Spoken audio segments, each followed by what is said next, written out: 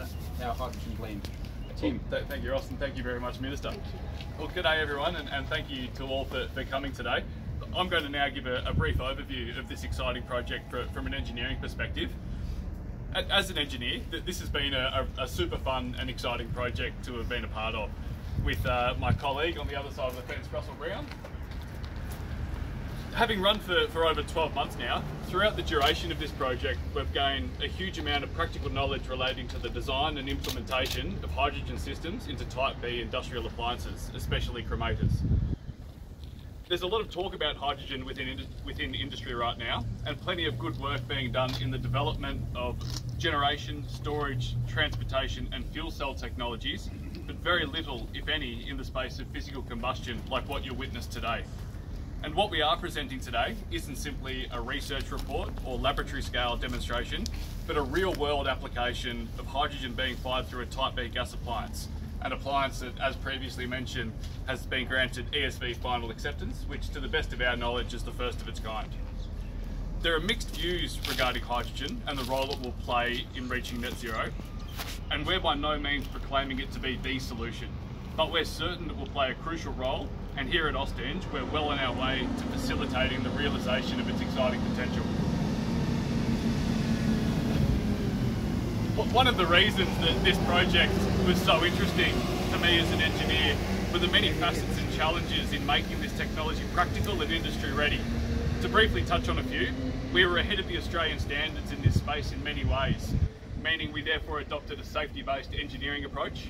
The challenges of gaseous hydrogen itself being an extremely small and lightweight molecule with the propensity to leak through most materials, and its wide range between lower and upper explosive limits. This being said, by employing a careful and collaborative approach, these challenges nor any others were roadblocks and could be safely overcome. By working through these engineering aspects, we're proud to say that we've arrived at a safe and practical system design ready to be rolled out to industry. We believe that this demonstration will help to alleviate a lot of the scepticism regarding the adoption of hydrogen for use in Type B appliances, especially cremation equipment.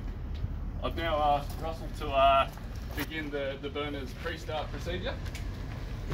And what I'm going to describe now is what you're going to witness today during this demonstration. It's going to take a little while to tick through its process, but what you'll first see is a flame established on 100% natural gas through a burner of the same type as what we have installed in our 50 plus cremators spread around Australia and New Zealand. The gas train upstream of this burner is also extremely similar to that of one of our cremation furnaces. It only differs slightly in architecture due to the fact that it isn't firing into a cremator.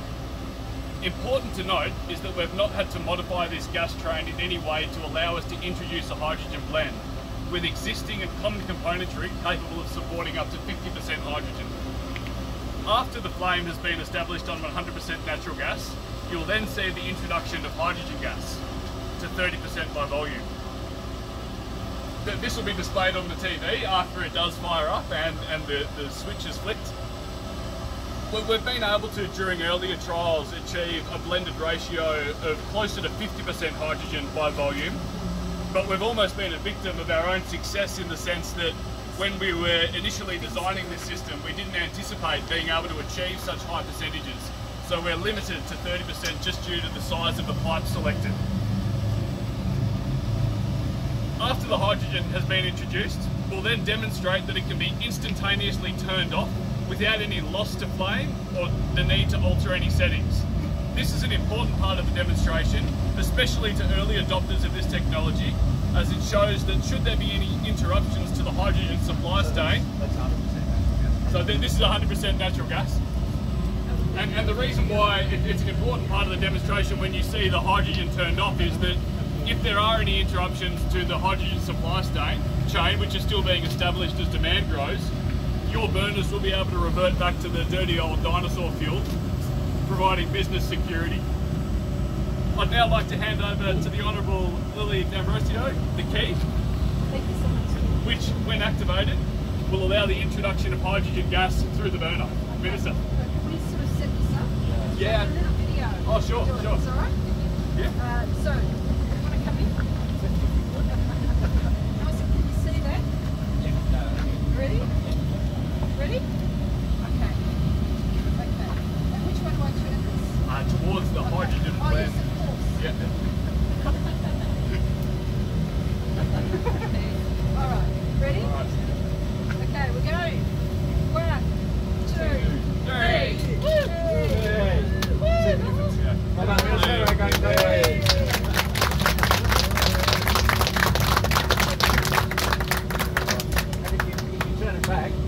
So the technology is that if you can turn it back, Yep. you still got business supply, you turn it back on, and that's one of the things we've developed here. Okay, do you want to do that? Yeah, do that. So, you want to do that? Yep, Minister's Got the a expert video? now. Yeah.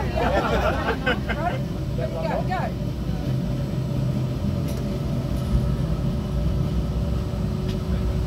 Good again? Okay. So that's just natural gas. All right? Okay, ready? We're just going to do a natural posing. All right, ready? Ready? 1,